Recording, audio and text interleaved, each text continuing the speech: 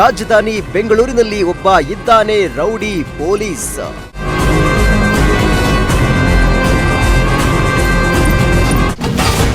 ಹೆಂಡತಿ ಹಾಗೂ ಮಾವನ ಮೇಲೆ ಮಚ್ಚು ಬೀಸಲು ಮುಂದಾದ ಪಿಎಸ್ಐ.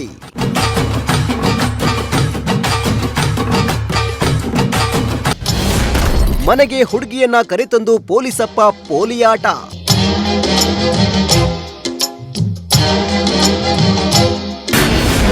ಪಿಎಸ್ಐನ ಕರ್ಮಕಾಂಡವನ್ನ ಬಯಲು ಮಾಡಿದ ಹೆಂಡತಿ.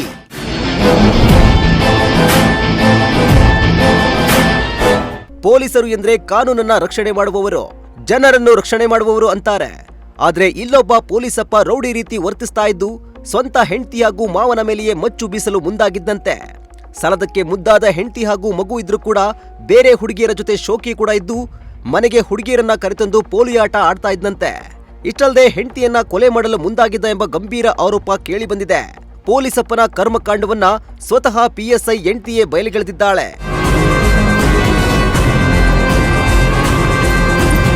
ಹೀಗೆ ಫೋಟೋದಲ್ಲಿ ಕಾಣಿಸ್ತಾ ಇರೋ ಪಿಎಸ್ಐ ಹೆಸರು ಭೈರಪ್ಪ ಅಂತ. ಸರ್ಕಾರಿ ಕೆಲಸ ಇದ್ರೂ ಕೂಡ ಭೈರಪ್ಪ ವರದಕ್ಷಿಣೆ ಆಸೆಗೆ ಬಿದ್ದಿದ್ದಂತೆ. ತವರು ಮನೆಯಿಂದ 50 ಲಕ್ಷ ವರದಕ್ಷಿಣೆ ಹಣ ತರುವಂತೆ ದಿನ ಹೆಂಡತಿಗೆ ಟಾರ್ಚರ್ ಕೊಡ್ತಾ ಇದ್ದಂತೆ. ವರದಕ್ಷಿಣೆ ವಿಚಾರವಾಗಿ ನಿತ್ಯ ಪಿಎಸ್ಐ ಭೈರಪ್ಪ ತನ್ನ ಹೆಂಡತಿಗೆ ಕಿರುಕುಳ ಕೊಡ್ತಾ ಇದ್ದು ಮನೆ ಬಿಟ್ಟು ಹೋಗುವಂತೆ ಹೇಳ್ತಾ ಇದ್ದಂತೆ. ಮಗಳು ಎಲ್ಲಿಲ್ಲದ ಕಷ್ಟ ಅನುಭವಿಸ್ತಾ ಇದ್ದು ಮಗಳ ಕಷ್ಟ ಕೇಳಲು ಮನೆಗೆ ಬಂದ ಮಾವ ಹಾಗೂ ಹೆಂಡತಿ ಮೇಲೆ ಪಿಎಸ್ಐ ಭೈರಪ್ಪ ಮಚ್ಚು ಬೀಸಲು ಯತ್ನಿಸಿದ್ದಾನೆ ಎಂದು ಆರೋಪಿಸಲಾಗಿದೆ. ಅಲ್ಲದೆ ಮನೆಯಲ್ಲಿದ್ದ ಪತ್ನಿಯ ಬಟ್ಟೆಯನ್ನ ಪೋರ್ಟರ್ ಮಾಡಿ ಕಳುಹಿಸಿದ್ದಾರೆ ಎಂದು ಆರೋಪ ಮಾಡಲಾಗಿದೆ.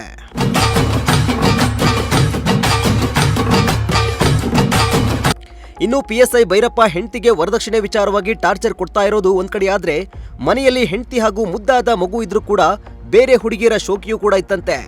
ಬೇರೆ ಯುವತಿಯರನ್ನ ಮನೆಗೆ ಕರೆದುಕೊಂಡು ಬಂದು ಪೊಲೀಸಪ್ಪ ಪೋಲಿಯಾಟ ಆಡ್ತಾ ಇದ್ದಂತೆ. ಯುವತಿಯರ ಜೊತೆ ಪಿಎಸ್ಐ ಭೈರಪ್ಪ ಮೆಸೇಜ್ ಮಾಡಿರೋದನ್ನ ಹೆಂಡತಿಯೇ ಬಯಲು ಮಾಡಿದ್ದಾಳೆ.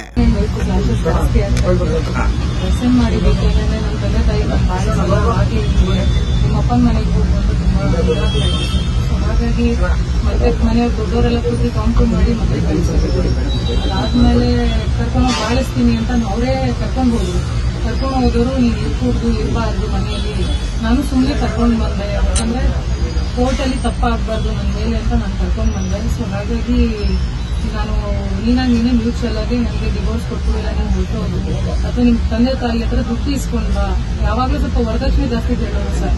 ನಾನೊಬ್ಬ ಪಿಎಸ್ಐ ಆಗಿ ಒಂದು ಮನೆ ಕೊಡ್ಸಿಲ್ಲ, ಒಂದು ಸೈಟ್ ಕೊಡ್ಸಿಲ್ಲ, ಒಂದು 50 ಲಕ್ಷ ಕ್ಯಾಶ್ ಕೊಡ್ಲಿಲ್ಲ. ಹಾಗೆ ಈಗಂತ ತುಂಬಾ ಯಾವಾಗಲೂ ಒಂದು ಟಾರ್ಚರ್ಗಳು ನಡೀತಾನೆ ಇದ್ರು.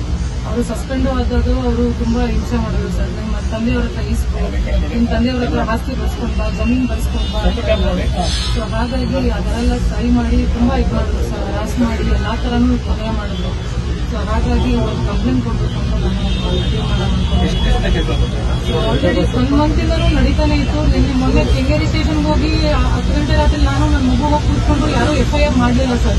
NCR ಮಾಡಿ ಕಳಿಸಿದ್ರು. ನಾವು ಅದಕ್ಕೂ ಏನೂ ಮಾತಾಡಲಿಲ್ಲ, ಒಂದು ಮೆಡಿಕಲ್ ಮಾಡಿಸ್ಲಿಲ್ಲ, ಏನೂ ಇಲ್ಲ. ಯಾಕಂದ್ರೆ ಅವ್ರು ಬ್ಯಾಚ್ಮೇಟ್ ಎಲ್ಲರೂ ಅಲ್ಲಿದ್ದವರು. ಯಾಕಂದ್ರೆ ಅವ್ರು ಮುಂಚೆ ಅಲ್ಲೇ ಬರ್ತಿ ಮಾಡ್ತಿದ್ರು ಸರ್. ಸೊ ಹಾಗಾಗಿ ಯಾರೂ ತಗೊಳ್ಳಿಲ್ಲ, ಯಾರು ರೆಸ್ಪಾಂಡು ಮಾಡಲಿಲ್ಲ ಅದಕ್ಕೆ. ಸೊ ಹಾಗಾಗಿ ನಾನು ಇವತ್ತು ಕಮಿಷನರ್ ಕೊಡೋಣ ಅಂತಾನೆ ನಾನು ಡಿಸೈಡ್ ಆಗಿ ಮೇಡಮ್. ನಿಮ್ಗೆ ಭೈರಪ್ಪ ಯಾವಾಗ ಪರಿಚಯ ಆಗಿದ್ದು? ಅರೇಂಜ್ ಮಾಡೋದು ಲವ್ ಮ್ಯಾರೇಜ್? ಅರೇಂಜ್ ಮಾಡಿದ್ರು ಸರ್. ಆ ಥರ ಏನಿಲ್ಲ.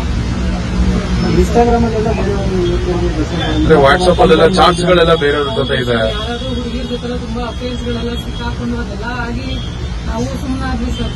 ಗೊತ್ತಾದ್ರೆ ಇವತ್ತು ಸರಿ ಹೋಗ್ತಾರೆ, ನಾಳೆ ಸರಿ ಹೋಗ್ತಾರೆ ಅಂತ 5 ವರ್ಷದಿಂದ ನಾನು ಕಾದೆ. ಏನೂ ಅದು ಸರಿ ಹೋಗ್ಲಿಲ್ಲ ಸರ್.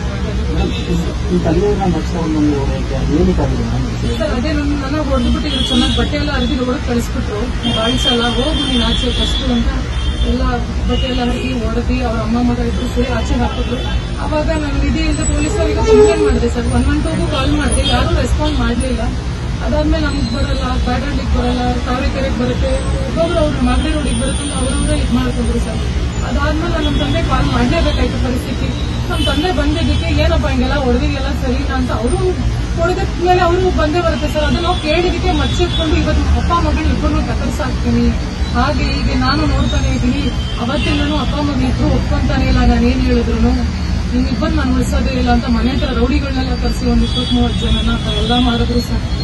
ನಾನು ಹೇಳೋದು, ನಾನು ನಮ್ಮ ತಂದೆ ನೋಡಿದಕ್ಕೆ 20-30 ಜನ ರೌಡಿಗಳ ಅವಶ್ಯಕತೆ ಇರಲಿಲ್ಲ ಸರ್.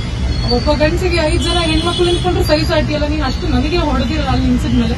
ನಮ್ ತಂದೆಗ ವಯಸ್ಸಾದವ್ರಿಗೂ ನೀನ್ ಮಚ್ಚೆತ್ಕೊಂಡೆಲ್ಲ ನಿಂತ್ಕೊಳ್ಳೋ ಇದು ಅಧಿಕಾರ ದುರುಪಯೋಗ ಸಿಕ್ಕಾಬಿಟ್ಟು ಏನು ಮಾಡ್ಕೊಳಕ್ಕಾಗಲ್ಲ. ಏನ್ ಮಾಡ್ಕೊಂತೀರಾ, ನಾನು ಪೋಸ್ಟಲ್ ಇದ್ದೀನಿ, ನೀವ್ ಏನು ಮಾಡ್ಕೊಳಕ್ಕಾಗಲ್ಲ. 10 ಜನ ಕರ್ಸಿ ಎತ್ತಿಸೋದ್ ನಂಗೆ 5 ನಿಮಿಷದ ಕೆಲಸ. ತುಂಬಾ ಈ ತರ ಎಲ್ಲ ಯಾವಾಗ್ಲೂ ಟಾರ್ಚರ್ ಮಾಡ್ತಾನೆ ಇದೆ ಸರ್. ಮದುವೆಗೆ ಎಷ್ಟು ವರ್ಷ ಆಯ್ತು ಮೇಡಮ್? ಮತ್ತೆ ಮದುವೆ ಟೈಮಲ್ಲಿ ಅರೇಂಜ್ ಮ್ಯಾರೇಜ್ ಏನೆಲ್ಲ ಕೊಟ್ಟಿದ್ರು ಮೇಡಮ್ ಮದುವೆ ಟೈಮಲ್ಲಿ ಹಸ್ಬೆಂಡ್ಗೆ? ಮದುವೆ ಟೈಮಲ್ಲಿ ಅವ್ರು ಬಂದಿಲ್ಲ, ಏನು ಇಸ್ಕೊಳ್ಳಿಲ್ಲ ಸರ್. ಏನಂದ್ರೆ ಏನೋ ಬೇಡ, ನಮ್ಗೆ ಹೇಳ್ಕೊಡಿ ಸಾಕು, ನಮ್ ಬೇಡ ಏನು ಬೇಡ. ಅದಕ್ಕೆ ನಮ್ಮ ತಂದೆ ತಾಯಿ ಮದುವೆ ಮಾಡ್ಕೊಟ್ರು ಜೋರಾಗಿ. ಅವರು ಕೈಲಾದಷ್ಟು ಒಡವೆ ಇದು ಎಲ್ಲ ಕೊಡಿಸಿದ್ರು. ಅದನ್ನು ಎಲ್ಲ ಅವರು ಏನು ಇದು ಮಾಡ್ಲಿಲ್ಲ ಸರ್. ಮಾಡ್ಕೊಂಡ್ರು ನೀಟಾಗಿ. ಮಾಡ್ಕೊಂಡು ಆದ್ಮೇಲೆ ಅವ್ರ ತಾಯಿ ಅವರು ಎಲ್ಲ ಸಿಕ್ಕಾಬಿಟ್ಟು ಏನು ತರ್ಲಿಲ್ಲ, ಏನು ಕೊಡ್ಲಿಲ್ಲ. ನಾವು ಕೇಳಿದೆ ಅವರು ನೀವು ಕೊಡ್ಬೇಕಿತ್ತು, ನೀವು ಯಾಕೆ ಕೊಡ್ಲಿಲ್ಲ ಅಂತಾನೆ ಕ್ವಶನ್ ಮಾಡಿ ಅದು ವರದಕ್ಷಿಣೆಗೆ ಸಿಕ್ಕಾಪಟ್ಟೆ ನಡೆದೋಯ್ತು ಸರ್. ಎಷ್ಟು ಕೇಳ್ತೀವಿ ಮೇಡಮ್? 50 ಲಕ್ಷ ದುಡ್ಡು ಸೈಟ್ ಎಲ್ಲ ಕೇಳಿದ್ರು ಅಂತಾರೆ. ಹೌದು ಸರ್, ಅವ್ರದ್ದು ಸಸ್ಪೆನ್ಷನ್ ಆಗೋಗಿತ್ತು ಲಾಸ್ಟ್ ಒಲೋಕಾಪ್ಟಲ್ ರೈಡ್ ಆಗಿ.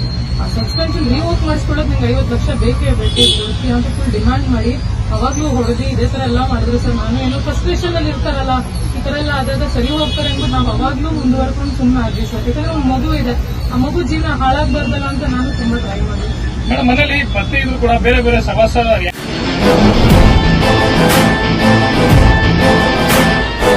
ಇನ್ನು ಗಂಡ ಪಿಎಸ್ಐ ಭೈರಪ್ಪ ಕೊಡ್ತಾ ಇದ್ದ ಕಾಟ ತಾಳಲಾರದೆ ಗಂಡನ ವಿರುದ್ಧ ಬೆಂಗಳೂರಿನ ಕೆಂಗೇರಿ ಪೊಲೀಸ್ ಠಾಣೆಗೆ ದೂರು ಕೂಡ ದಾಖಲಾಗಿದ್ದು, ಪೊಲೀಸರು ಕಂಪ್ಲೇಂಟ್ ತೆಗೆದುಕೊಳ್ಳದೆ ಗಂಡನ ವಿರುದ್ಧ ಬೆಂಗಳೂರಿನ ಕೆಂಗೇರಿ ಪೊಲೀಸ್ ಠಾಣೆಗೆ ದೂರು ಕೊಡಲು ಹೋದ್ರೂ ಕೂಡ ಎನ್ಸಿಆರ್ ಮಾಡಿ ಕಳುಹಿಸಿದ್ದಾರೆ ಎಂದು ಪಿಎಸ್ಐ ಪತ್ನಿ ಆರೋಪಿಸಿದ್ದಾರೆ.